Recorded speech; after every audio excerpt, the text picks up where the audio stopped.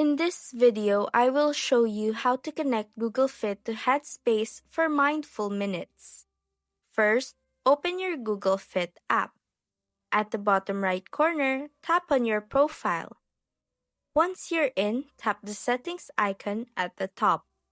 Scroll down and look for Track Your Activities with Health.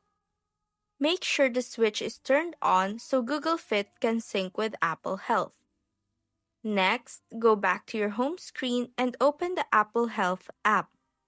At the top right, tap on your profile icon. Scroll all the way down and choose Apps. From the list, tap on Headspace.